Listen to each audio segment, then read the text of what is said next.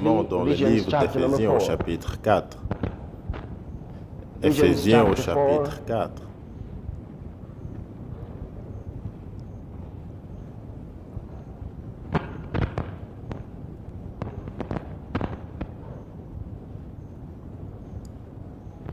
Pourquoi ne pas prendre une minute ou deux? Baisser juste la tête, prier et parler au Seigneur.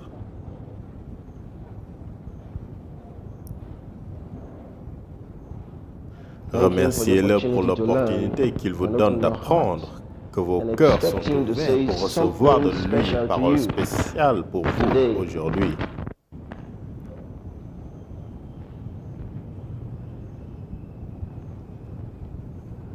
Gloire à Dieu. Alléluia. Maintenant, je crois qu'il y a des semaines de cela, nous avons commencé à partager au sujet de la vie chrétienne. Et certains d'entre vous n'étaient pas là lors de ces études, car nous avons commencé à parler de ce sujet les mercredis soirs. Le mercredi d'avant celui-ci, nous avons parlé de ce sujet et le mercredi dernier aussi, nous n'avons pas parlé de ce sujet au culte du dimanche.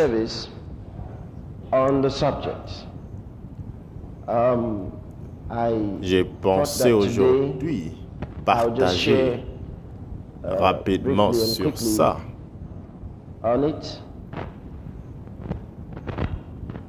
Gloire à Dieu. Êtes-vous prêts? Certains ne sont pas encore prêts car vous ne savez pas de quoi je parle. Maintenant, au sujet de la vie chrétienne, la vie chrétienne n'est pas juste le fait que quelqu'un accepte le Seigneur Jésus comme le Seigneur de sa vie. Avez-vous entendu cela? Ce n'est pas juste accepter, c'est plus que de l'acceptation. En effet, la Bible ne dit pas de l'accepter comme le Seigneur de votre vie. Eh bien, la vie chrétienne est plus que le fait d'accepter que Jésus-Christ est le Seigneur de votre vie et puis faire votre propre chemin. Non. La Bible dit de confesser qu'il est le Seigneur de votre vie, de déclarer, de proclamer qu'il est le Seigneur de votre vie. Et cela est très différent du fait de l'accepter. Voyez-vous, je peux silencieusement accepter la défaite, mais jamais le proclamer ou le confesser. Comprenez-vous de quoi je parle? Si nous étions dans un jeu et que j'ai perdu, et que je pense que j'étais meilleur que vous, mais d'une manière ou d'une autre, vous m'avez vaincu. Et parce que je ne peux rien y faire, je pourrais accepter la défaite. Vous savez, je l'ai accepté. Avez-vous pensé de cette manière une fois? Eh bien, je l'ai accepté. Et il n'y a rien que je puisse y faire. Mais, quant à confesser ou proclamer, Paul a dit, nous croyons, c'est pourquoi nous parlons. Voyez-vous, vous croyez et alors vous parlez.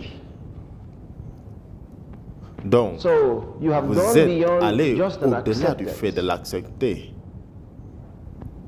Vous l'avez proclamé.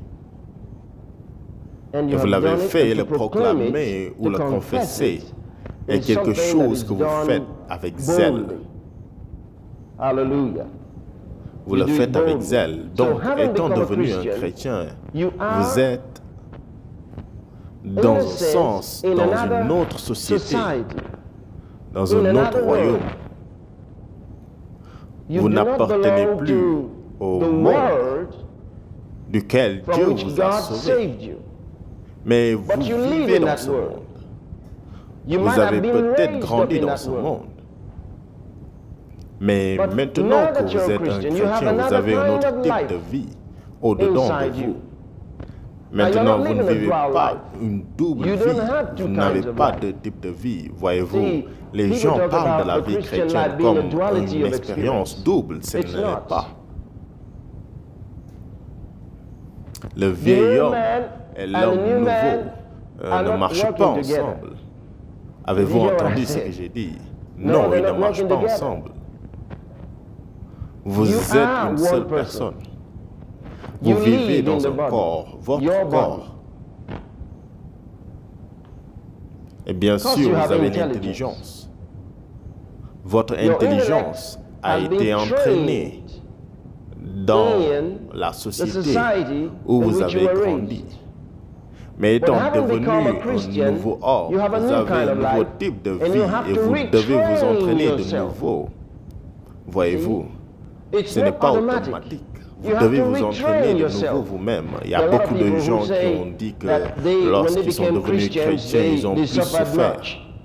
Et parce qu'ils se sont retrouvés à faire les mêmes choses qu'ils faisaient avant qu'ils n'aient donné leur vie à Christ. Ils ont pensé que leur salut n'était pas authentique et donc ils ont décidé d'abandonner.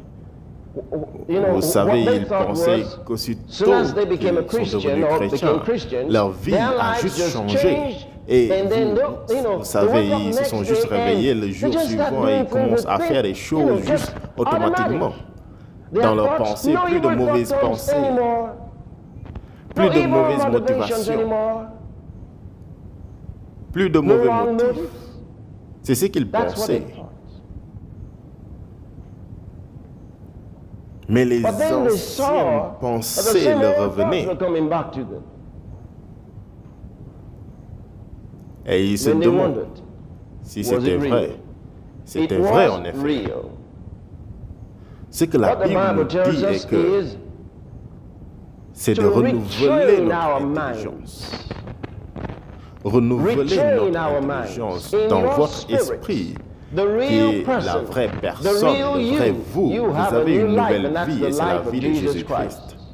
Mais alors vous avez un corps et vous avez un âme. Votre âme est le siège de votre intelligence, de votre émotion et de votre volonté. Maintenant, vous devez renouveler votre intelligence. Vous devez le renouveler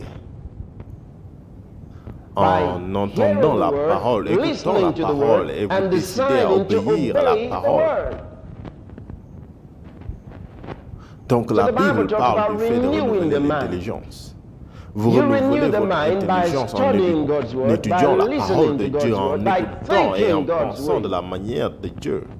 Car voyez-vous, vous n'aurez jamais eu à penser de la manière dont vous pensez maintenant, ou de la manière dont vous pensiez avant de devenir chrétien. Vous n'auriez jamais pu penser de la sorte si vous n'étiez pas élevé de cette manière.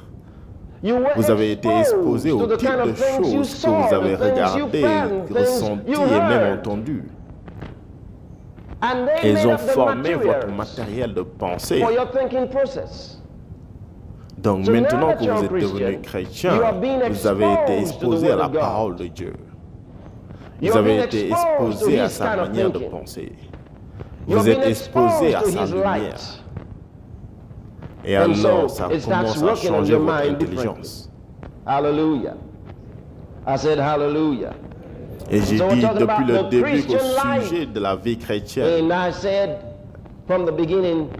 nous allons parler des relations chrétiennes en termes de mariage, le foyer, les enfants, les célibataires, les parents célibataires et les parents qui vivent seuls, du divorce et du mariage, des relations, le voisinage, et du lieu de travail, du sexe et des abus sexuels et de la perversité. Gloire à Dieu. Et donc nous avons commencé le mercredi avant celui dernier. Et alors le mercredi dernier. Donc ce sera le troisième service. Et je vous ai donné l'opportunité d'écrire vos questions si vous avez des questions ou si vous voulez partager vos pensées sur le sujet, vous êtes libre parce que les expériences humaines sont tellement vastes que nous ne pouvons pas les réduire à juste quelques expériences. Si nous vous donnons l'opportunité, c'est pour que vous puissiez vous exprimer de plusieurs autres manières. Gloire à Dieu. Mais à propos du culte dernier du mercredi, quelqu'un m'a écrit ici et a dit quelque chose, je veux réagir à cela. Il dit merci pour avoir commencé la série sur la vie chrétienne. J'étais tellement impatient d'entendre ce sermon. Ensuite, il dit, depuis lors, vous prêchez sur les mots de la vie chrétienne. Je n'ai pas prêché sur les mots de la vie chrétienne. Laissez-moi préciser cela, je ne prêchais pas sur les mots, car tout le monde connaît les mots de la société, non les mots de la vie chrétienne. Je n'étais pas en train de prêcher sur les mots. Ce que j'ai fait le mercredi soir, c'était pas de vous dire que ceci et cela, c'est mal. Je ne l'ai pas fait, car vous saviez déjà que c'est mal. Mais je vous ai parlé des conséquences de ce que vous avez fait ou ce que vous êtes en train de faire ou de telles choses. M'avez-vous saisi? Ok. J'ai parlé du sexe avant le mariage. Et je ne vous ai pas dit que c'était mal parce que vous saviez déjà que c'est mal. Ce que je vous ai dit est que je pense que vous ne connaissiez pas les conséquences. Quelqu'un peut dire, eh bien, nous connaissons les conséquences. Elles peuvent tomber enceintes. Est-ce là les conséquences? Ça, c'est le résultat.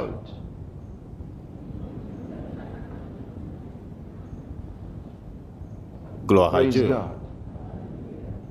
Donc, il a dit que... mais vous n'avez pas en effet mentionné une remède.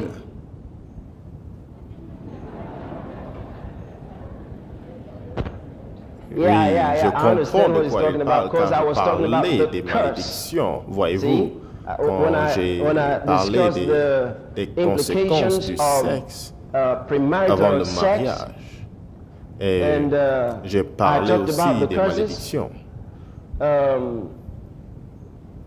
Je crois que vous voulez savoir comment quelqu'un peut sortir de cette malédiction s'il est sous malédiction. N'est-ce pas? Mais vous savez que nous devons aller jusqu'au bout, parce que nous n'avons pas tout le temps du monde. C'était lors du culte du soir, nous ne pouvions pas continuer. Nous devions arrêter. Gloire à Dieu. Gloire à Dieu. Donc il dit, il dans le cas d'une malédiction due à la fornication, comment quelqu'un peut sortir de cette malédiction et rester en dehors?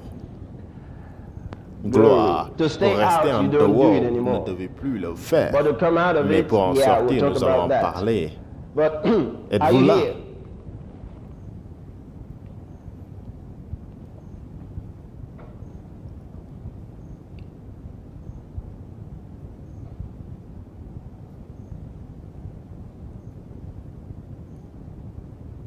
Il y a une autre. Ok, laissez-moi dire quelque chose ici avant d'arriver à ça. Parce qu'il y a quelques questions qui allaient dans la même direction en rapport avec le mariage.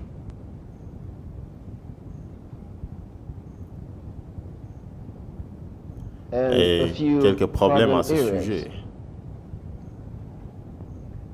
J'aimerais que vous ouvriez vos Bibles dans le livre de Corinthiens, 1 Corinthiens, chapitre 7.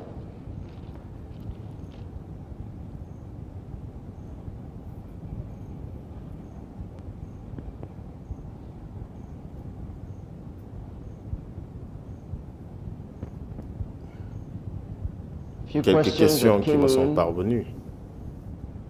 Un peu tard, mais... Une d'elles demandait, devrais-je faire mon mari toujours me bat? Voyez-vous, et une autre demande, j'ai été divorcée pendant 5 années. Et elle indique la raison pour laquelle elle a divorcé, que son mari l'avait épousée sans lui dire qu'il avait une autre femme. Donc, elle y est entrée et a découvert qu'elle était la deuxième femme. Et pendant la période où elle était mariée à lui, elle a souffert de sa main, car il l'a battu plusieurs fois. Et la dernière fois que ça s'est passé, il a jeté ses affaires dehors. Et certains chrétiens lui ont dit qu'elle doit retourner avec lui. Et elle est en train de dire qu'elle ne peut pas y retourner car ce serait un suicide. Donc elle demande, pasteur, que dites-vous? Gloire à Dieu. Et j'ai pensé qu'au lieu de dire tous les détails de l'histoire, je vais juste lire les Écritures ici et en réponse à la question. Maintenant, c'est important pour vous de savoir comment partager vos pensées sur ce sujet. Car voyez-vous, il y a quelques-uns qui pourraient traverser la même chose que vous traversez ou que vous l'avez déjà subi. Vous pouvez aussi nous écrire et nous dire ce que vous avez fait qui vous a aidé. Donc, je l'ai dit, si vous ne voulez pas mettre votre nom, vous pouvez ne pas le mettre. Écrivez-nous et nous allons partager cela. Gloire à Dieu. Gloire à Dieu. 1 Corinthiens chapitre 7, et je lis à partir du verset 10. Et à ceux qui sont mariés, j'ordonne, non pas moi, mais le Seigneur, que la femme ne se sépare point de son mari. Mais si elle est séparée, allons, êtes-vous en train de suivre? Je vais le lire. À ceux qui sont mariés, j'ordonne, non pas moi, mais le Seigneur, que la femme ne se sépare point de son mari. Mais, et si elle est séparée, qu'elle demeure sans son mari, ou qu'elle se réconcilie avec son mari, et que le mari ne répudie point sa femme. C'est tout.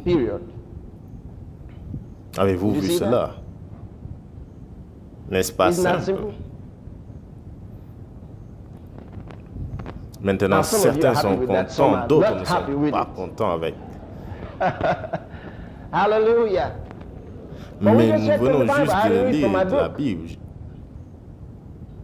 J'aimerais savoir, est-ce que votre Bible a dit ce que je viens de lire? Ok, ne changeons pas cela alors.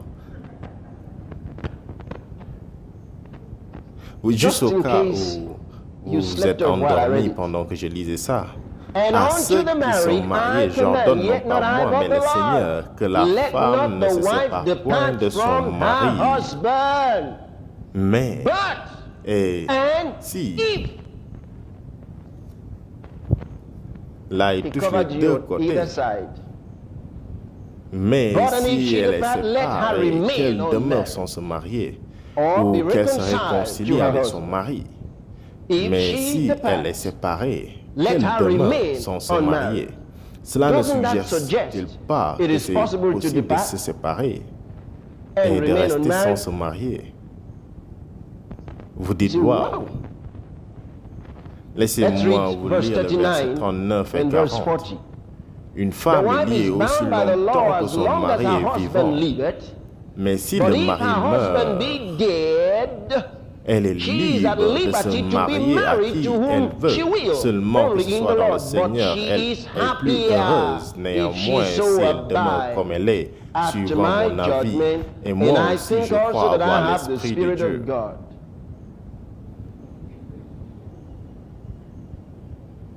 Et pourquoi vous réagissez comme si vous n'avez jamais vu cette portion de la Bible? Je sais que vous l'avez déjà lu. Gloire à Dieu.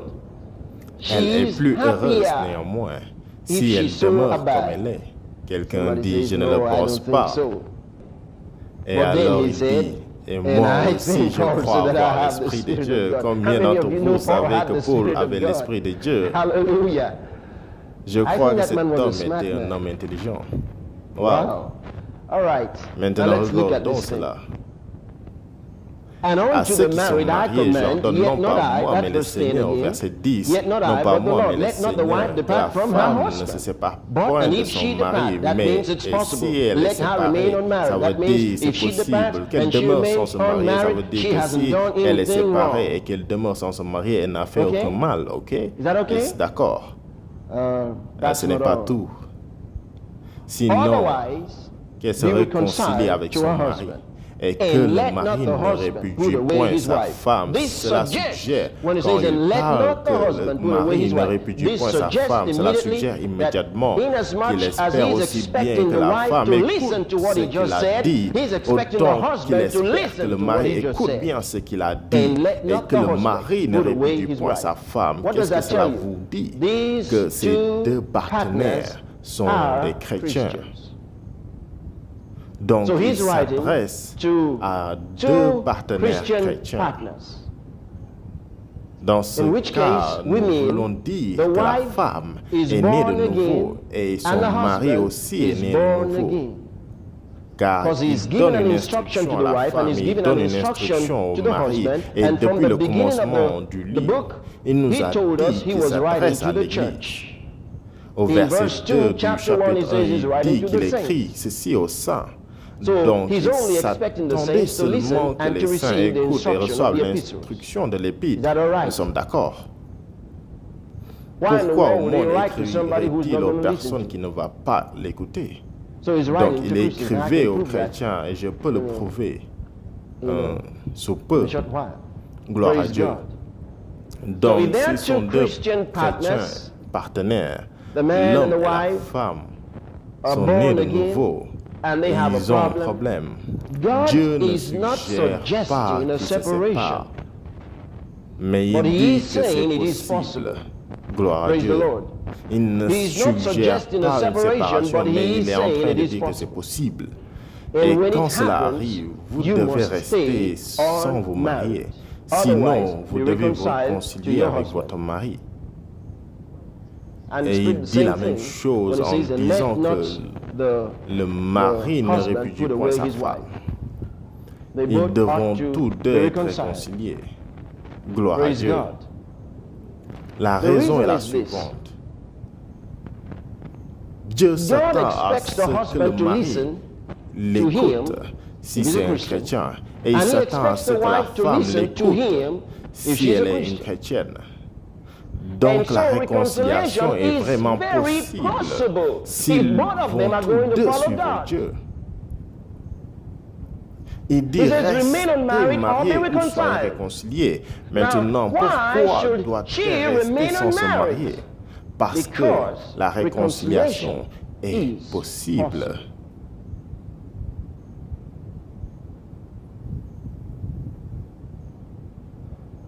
M'avez-vous entendu?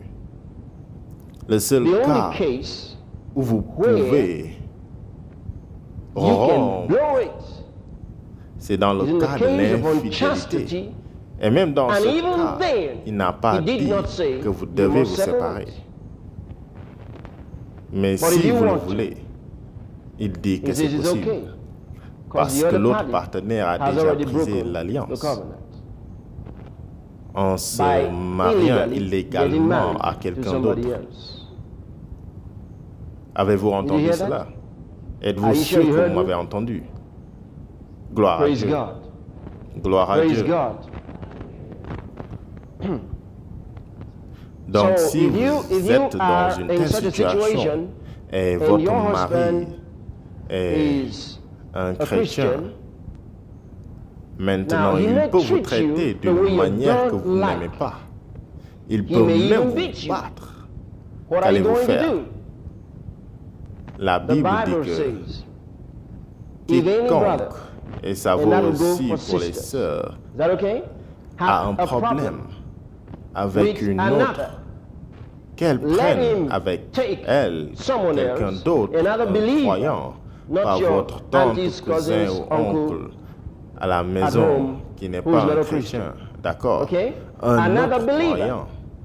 Et vous asseyez avec lui et vous discutez du problème entre vous deux. Et ça doit être après que vous ayez parlé de cela ensemble. Si vous lui parlez et qu'il ne veut pas vous écouter, alors prenez quelqu'un d'autre avec vous. C'est l'étape qui suit.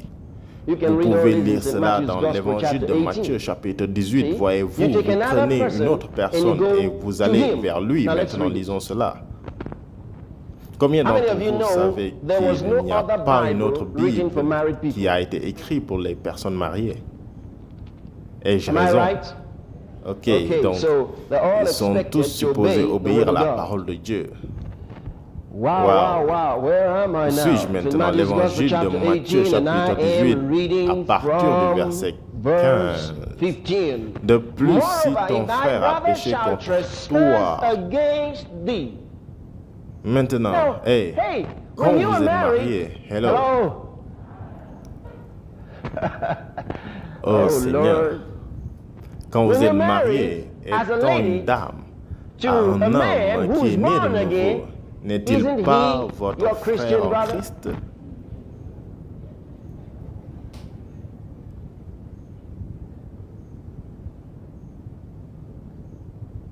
Vous savez, j'ai vu des situations où une femme appelle son mari frère, un tel ou tel, et quelqu'un est surpris, dira frère,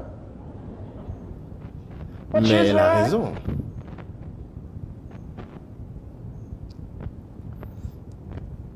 Je ne vous dis pas que quand vous allez rentrer chez vous, dire à votre mari, oh, j'ai un nouveau titre pour toi, tu es frère. Verset 15. De plus, si ton frère, qui peut être ton mari, a péché contre toi, va et reprends-le entre toi et lui seul. N'est-ce pas merveilleux? Reprends-le entre toi et lui seul. S'il t'écoute, tu as gagné ton frère. Pareillement pour ton mari. D'accord? N'est-ce pas? Bien. Mais s'il ne t'écoute pas, prends avec toi une ou deux personnes afin que toute affaire se règle sur la déclaration de 2 ou 3 témoins. Des témoins. Il ne parle pas des témoins qui ont vu quelque chose, il parle des témoins qui connaissent la parole. Car ils n'étaient pas là, c'est pourquoi vous allez les prendre. Sinon, ils auraient déjà attesté de ces choses. M'avez-vous entendu? Donc, ils viennent et ils écouteront.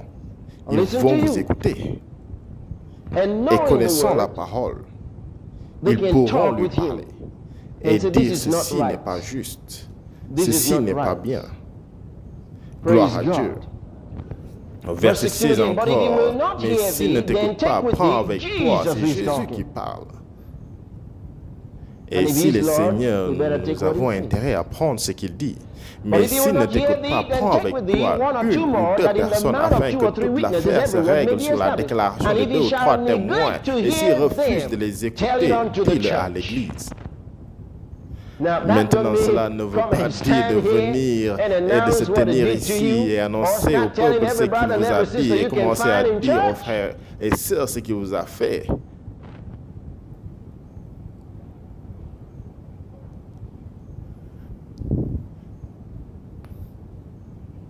Gloire à Dieu. Dis-le à l'Église.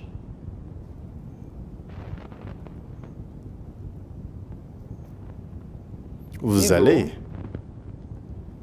chez le représentant de l'Église. C'est la manière dont vous allez le dire à l'Église. Vous êtes d'accord avec moi? C'est la manière dont vous allez le dire à l'Église. Maintenant, regardez ceci. S'il refuse de les écouter, dis-le à l'Église. Et s'il refuse aussi d'écouter l'Église, qu'il soit pour toi comme un païen et un publicain. Voyez-vous cela? S'il est un chrétien Vous ne pouvez pas juste ramasser vos bagages et quitter la maison de votre mari. Et pour vous, hommes, vous ne pouvez pas juste la chasser de votre maison.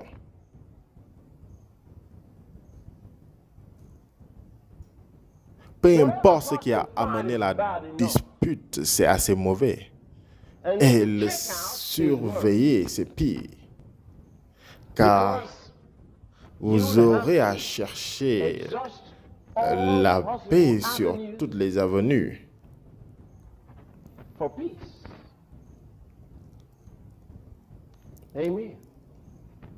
Et voici un des moyens. Voici un des moyens. Et Dieu nous a montré comment le faire. Donc, vous lui parlez. S'il ne vous écoute pas, amenez quelqu'un d'autre là-bas.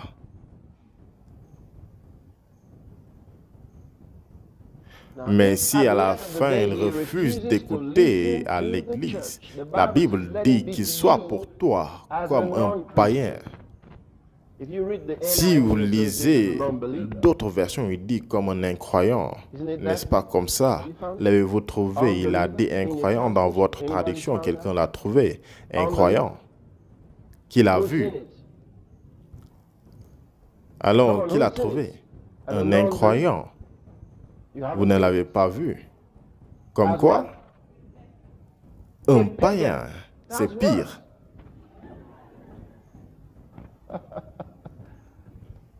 Gloire à Dieu. Un païen. Waouh.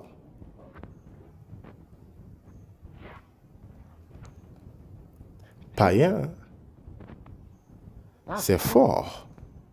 Voyez-vous, s'il n'écoute pas l'Église, la Bible dit qu'il soit pour toi comme un païen.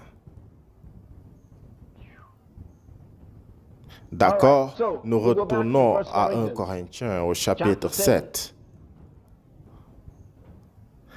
Il dit à ceux qui sont mariés, j'ordonne non pas moi, mais le Seigneur, que la femme ne se sépare point de son mari, au verset 10. Mais si elle est séparée, qu'elle demeure sans se marier, ou qu'elle se réconcilie à son mari, et que le mari ne répudie point sa femme. Donc, s'ils sont séparés dans cette période, nous devons faire qu'ils retournent ensemble. C'est la manière d'être des chrétiens. Mais si l'un n'écoute pas, c'est vraiment un problème. Maintenant, supposez que vous êtes marié à quelqu'un qui est un chrétien et vous avez des problèmes avec lui ou avec elle. Et vous avez posé le pas pour vous réconcilier et il ou elle ne veut pas écouter. Vous y êtes allé avec un ami ou même peut-être deux autres chrétiens et il ou elle refuse d'écouter. Vous avez amené la situation à l'église et l'église est impliquée et toujours il ou elle refuse d'écouter. Et c'est clair pour lui ou ça peut ne pas l'être. Parce que voyez-vous, laissez-moi vous dire quelque chose. Quelqu'un peut dire, eh bien, quand l'Église est entrée dans l'histoire, je n'ai toujours pas eu les idées claires. Dieu ne donne pas de tels principes stupides.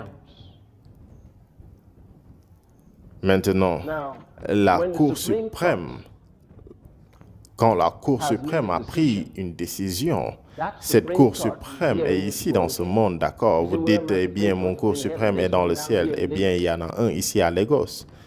Et quand ils l'ont déclaré, c'est irrévocable. D'accord? Ils peuvent même vous pendre. Et vous ne pouvez pas dire que le juge,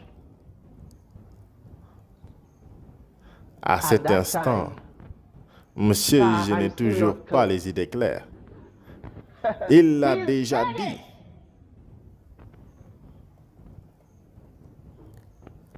Si vous n'avez pas les idées claires, vous n'allez pas le dire. Tout ce que vous pouvez faire est commencer à parler à Dieu. Et si Dieu vous a déjà dit la manière dont il veut que ça soit fait. Si vous n'écoutez pas l'Église, il dit qu'il soit considéré comme un païen. Gloire à Dieu. Donc, ce que je dis est que quand de traiter votre mari de païen ou votre femme de païenne, vous devez vous rassurer que l'Église est intervenue et a pensé de même aussi. D'accord? Je veux dire que vous ne pouvez pas venir à l'église et vous êtes à 5 kilomètres de votre mari. Et quand on vous demande où est votre mari, vous dites, ah, c'est païen. Vous ne pouvez pas le faire. Et vous n'avez pas le droit de lui dire qu'il est un païen lorsque vous êtes fâché contre lui à la maison. Vous ne pouvez pas le faire, c'est mal.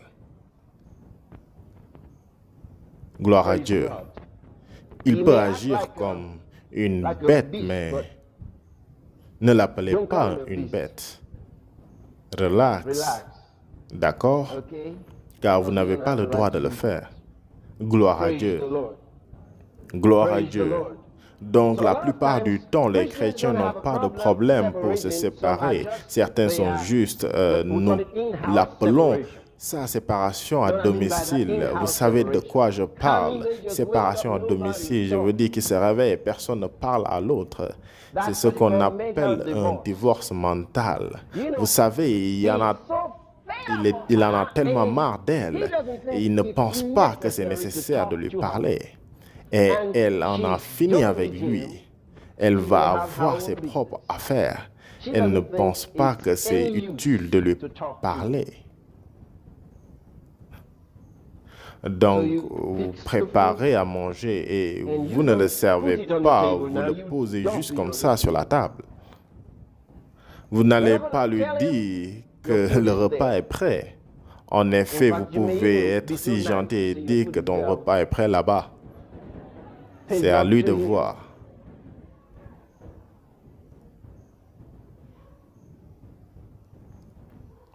Voyez-vous, vous vivez comme des colocataires. Vous avez de vrais problèmes. Parce que ce n'est pas ce que pourquoi Dieu vous a unis. Gloire à Dieu. Ce n'est pas l'idée. Donc, vous pouvez dire, je ne suis pas parti de toute manière, mais vous êtes déjà parti. De la maison, vous êtes déjà parti, vous savez. Avez-vous compris? Vous y êtes, mais vous vous êtes enfermé à l'intérieur. Vous êtes enfermé. Vous ne pouvez plus même regarder la télé ensemble. Il vient et vous partez. Elle vient et il part. Et le plus drôle dans ça, peut-être qu'il y a un seul lit dans la maison, donc ils vont coucher ensemble.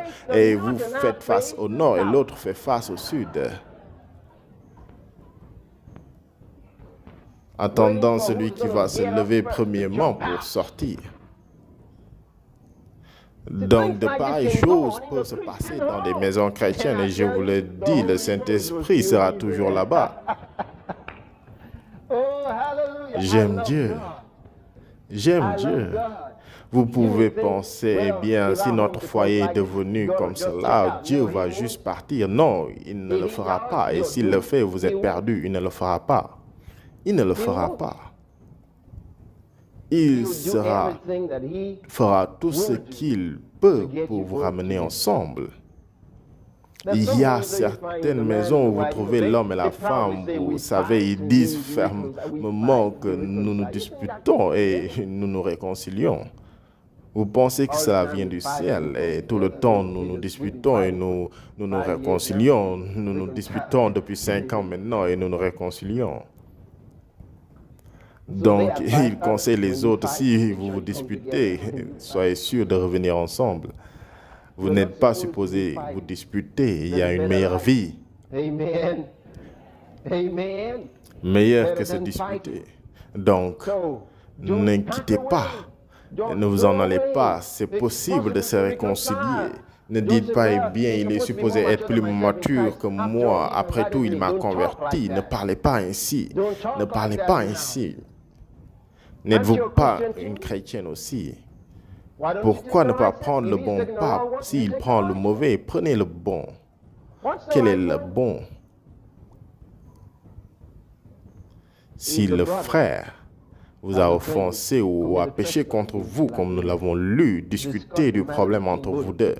Ne dites pas non, je ne peux pas me rabaisser comme ça. Qui pense-t-il que je suis? Je suis une femme, je suis une femme. Dieu merci que vous ayez dit que vous êtes une femme. Toutes les femmes ne sont pas pareilles, non. J'ai une fois observé une femme se débattant en disant « Je vais te tuer, je vais te tuer. Ne pense pas que je suis une femme de la rue. »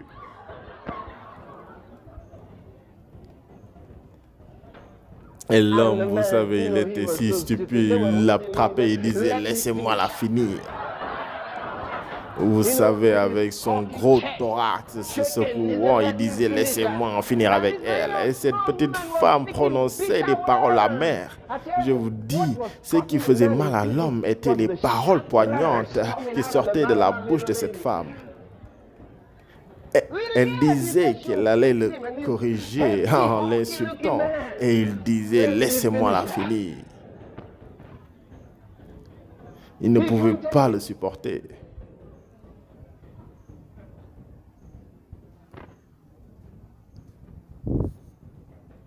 Vous savez, pendant qu'il faisait ça, il battait les tambours pour les démons, pour danser. C'était stupide.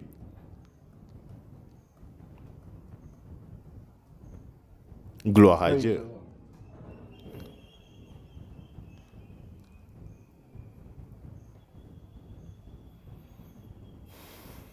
L'homme disait qu'elle ne le respectait même pas. Que voulez-vous dire? Elle ne peut même pas dire bonjour, elle va dire comment tu vas. Qu'y a-t-il de mal avec ça? La bonne réponse à comment tu vas, c'est comment tu vas.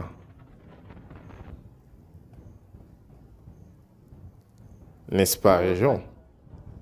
Quand quelqu'un vous dit comment tu vas, vous lui dites comment tu vas. C'est la bonne réponse.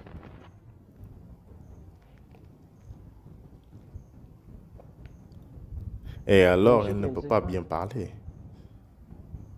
Non, dans notre propre langage, ne parlez pas de chez vous. Nous sommes nés de nouveau où il n'y a plus de juifs ni de grecs. Donc, notre propre dialecte, la femme est supposée apporter la nourriture et se baisser comme cela. Et apporter l'eau pour se laver les mains. Vous n'êtes pas marié à une femme. Vous êtes marié à une esclave. Donc, elle doit apporter l'eau pour que vous puissiez laver votre main et s'agenouiller. Tu devrais avoir honte. Je ne suis pas européen, je suis juste biblique. Oui.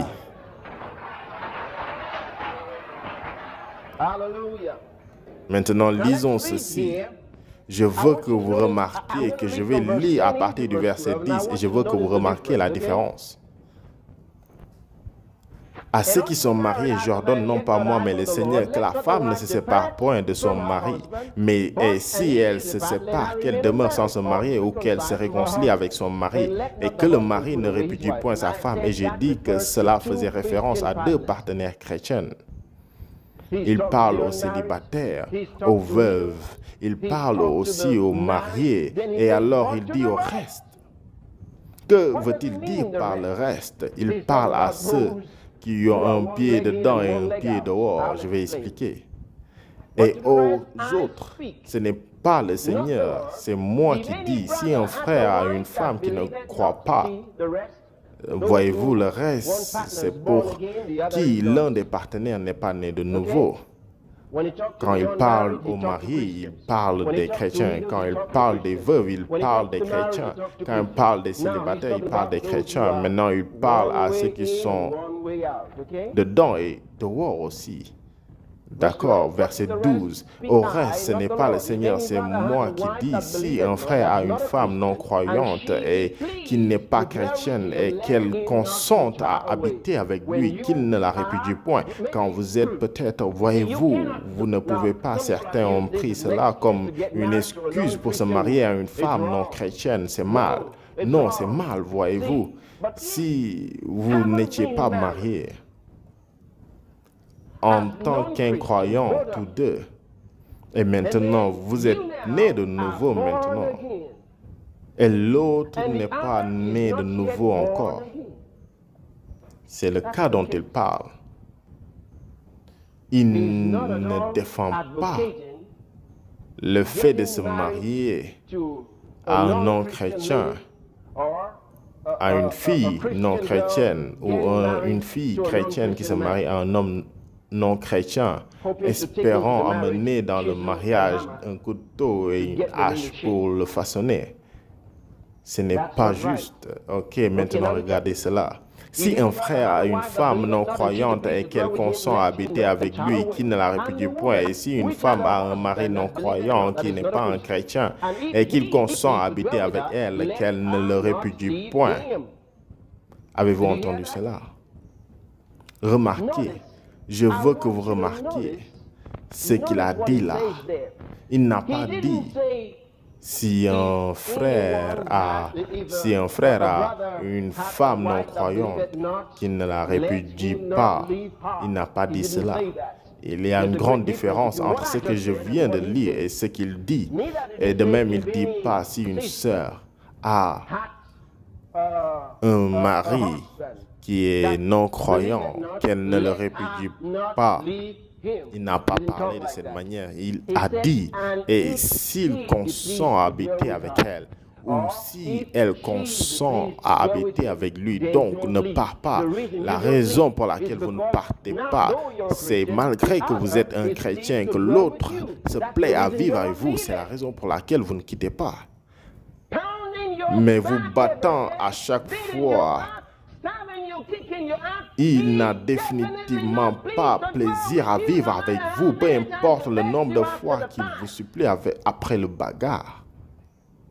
Peut-être après votre mort, vous allez savoir.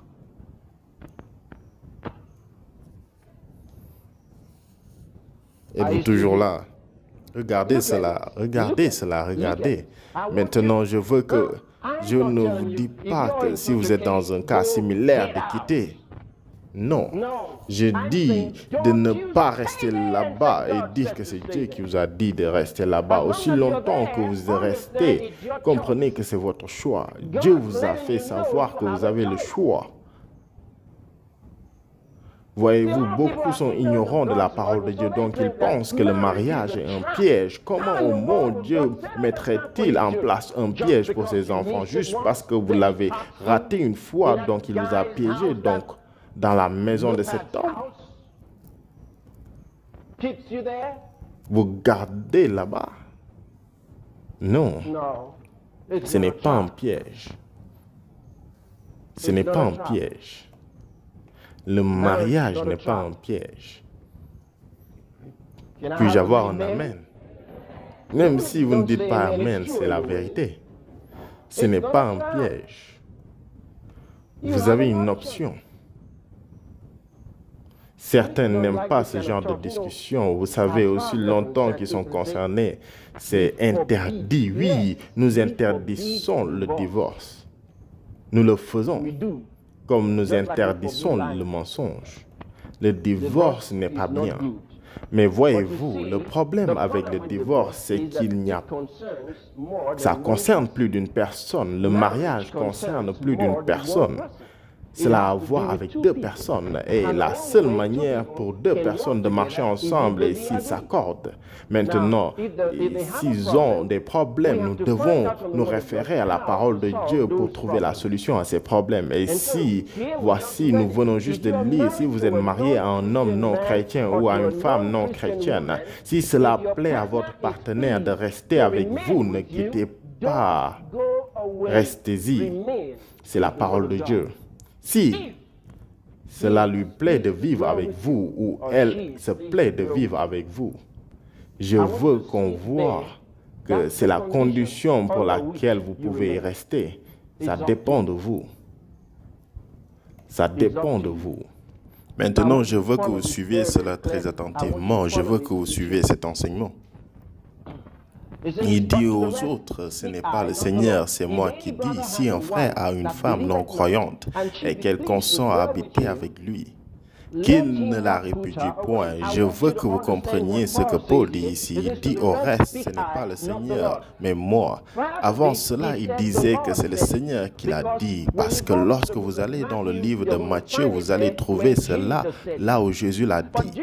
Mais Jésus ne parlait pas d'une situation où l'homme est un croyant et la femme ne l'est pas, ou vice-versa.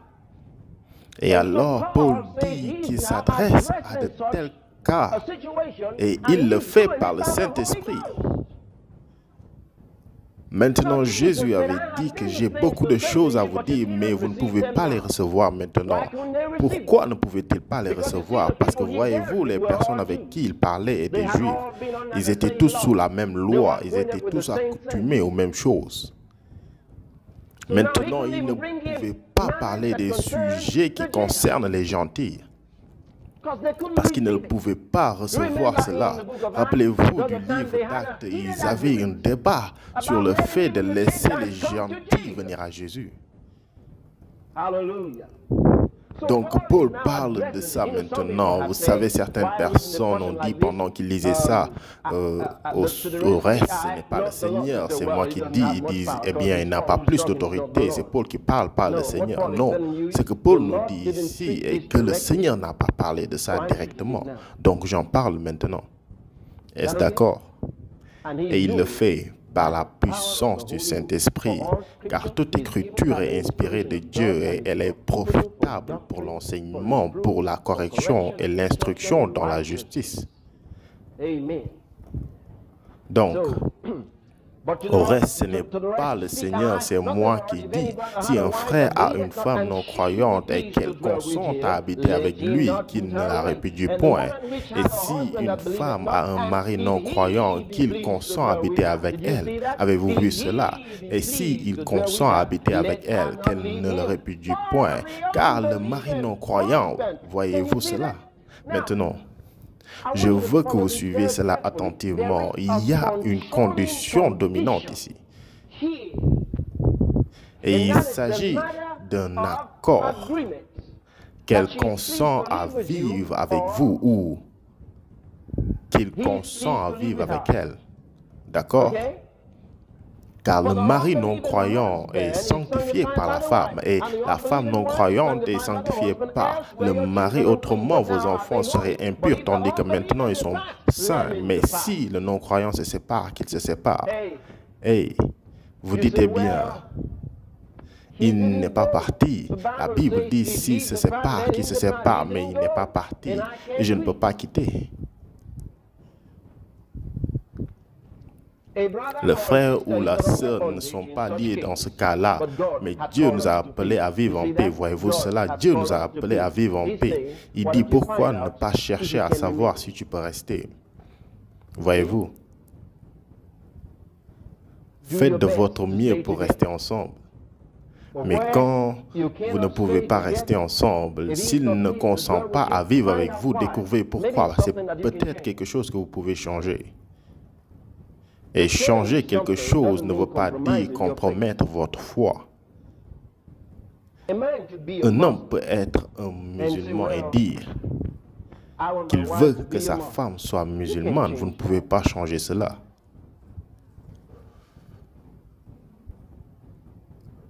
Ou qu'il dise, aujourd'hui nous allons tous à la mosquée.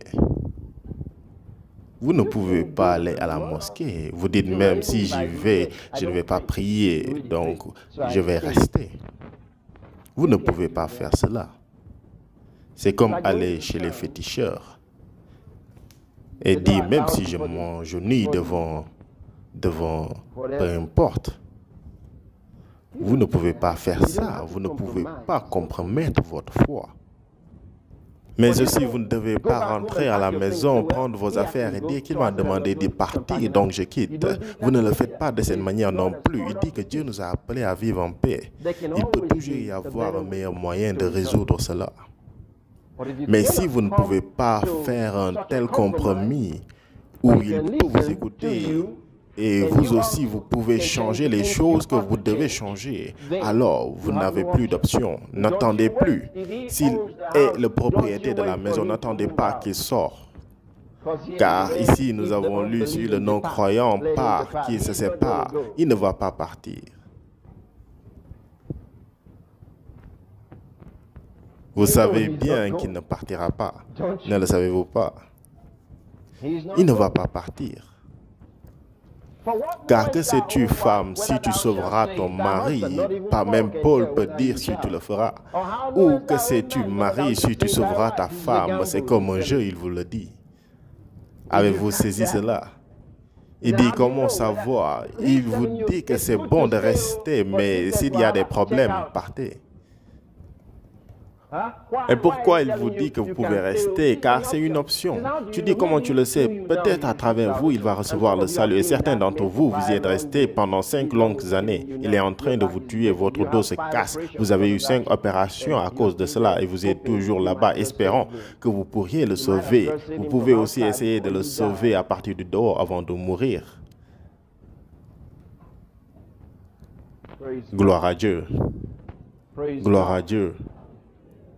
Donc tout ce que je vous dis est que dans le mariage, et dans ce cas, ou ce genre de cas, si vous restez là-bas, ne dites pas que c'est Dieu qui l'a dit. Si vous quittez aussi, ne dites pas que c'est Dieu qui l'a dit. Dieu n'a pas dit de sortir ou de rester, mais seulement sous les bonnes circonstances pour les chrétiens, nous venons de le lire. Dieu n'aime pas le divorce. Gloire à Dieu. Dieu n'aime pas le divorce. Le divorce, c'est mauvais. C'est destructif. Non seulement pour les parties concernées, et même aux enfants. C'est si destructif. Hallelujah. My time is